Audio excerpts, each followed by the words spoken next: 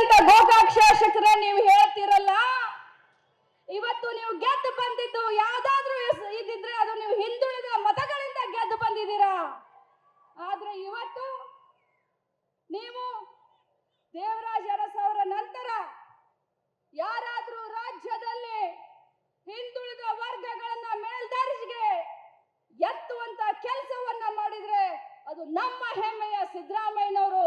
ಅವರನ್ನ ತೆಗಿತೀರಿ, ಅವರ ಸರ್ಕಾರವನ್ನ ತೆಗಿತೀರಿ ಅಂತ ಹೇಳ್ತೀರಲ್ಲ, ನಿಮಗೆ ನೈತಿಕತೆ ಇದೆ ಅಂತ ಕೇಳಲಿಕ್ಕೆ ನಾನು ಬಯಸ್ತೇನೆ.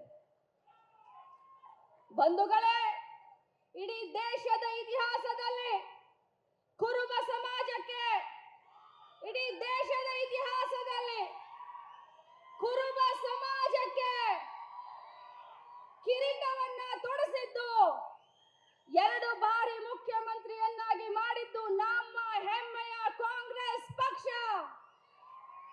ಇವತ್ತು ಬಿಜೆಪಿಯವರು ಸಾಮಾಜಿಕ ಬದ್ಧತೆ, ಸಾಮಾಜಿಕ ಕಾಳಜಿ ಏನು ಇಲ್ಲ ಅವ್ರಿಗೆ. ಒಂದು ಟಿಕೆಟ್ ಅನ್ನು ಕೂಡ ಕುರುಬ ಸಮಾಜಕ್ಕೆ ಕೊಡ್ಲಿಲ್ಲ. ಮತ್ತೆ ಪ್ರಧಾನಮಂತ್ರಿಗಳು ನಿನ್ನೆ ಬಂದು ಬೆಳಗಾವಿಯಲ್ಲಿ ಭಾಷಣ ಮಾಡ್ತಾರೆ, ಸಬ್ಕಾ ಸಾಥ್ ಸಬ್ಕಾ ವಿಶ್ವಾಸ್ ಸಬ್ಕಾ ವಿಕಾಸ್ ಅಂತ ಹೇಳ್ತಾರೆ. ಆದ್ರೆ ಕುರುಬ ಸಮಾಜಕ್ಕೆ ದೊಡ್ಡ ಅನ್ಯಾಯವನ್ನ ಮಾಡಿದ್ದು ಯಾರಾದ್ರೂ ಆದ್ರೆ ಅದು ಬಿಜೆಪಿಯವರು ಅಂತ ಹೇಳಲಿಕ್ಕೆ ಬಯಸ್ತೇನೆ. ಬಂಧುಗಳೇ, ನಿನ್ನೆ ಪ್ರಧಾನಮಂತ್ರಿಗಳು ಚುನಾವಣೆ ಬಂದಿದೆಯಲ್ಲ ಅನ್ನ,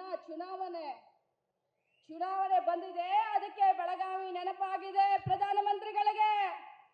ಈ ಭಾಗದ ಮುಖಂಡರು ಯಾವಾಗ ಈ ಗೋಕಾಕ್ನಲ್ಲಿ ಬೆಳಗಾವಿ ಜಿಲ್ಲೆಯಲ್ಲಿ ಮಳೆ ಆಯ್ತು, ಹೊಳಿ ಹರಿದು ಮನೆ ಬಿದ್ದು ಜನರ ಜೀವನ ಅಸ್ತವ್ಯಸ್ತವಾದಂತ ಮಳೆಯಾದಂತ ಸಂದರ್ಭದಲ್ಲಿ 2019ರಲ್ಲಿ ನಿಮ್ಮೆಲ್ಲರ ಕಣ್ಣ ನೀರನ್ನ ಒರೆಸಲಿಕ್ಕೆ ಸತೀಶಣ್ಣ ಜಾರಕಿಹೊಳಿ ಅವರು ಬಂದ್ರು, ಸಿದ್ದರಾಮಯ್ಯನವರು ಬಂದ್ರು, ಇದೇ ಲಕ್ಷ್ಮೀ ಹೆಬ್ಬಾಳ್ಕರ್ ಬಂದ್ರು.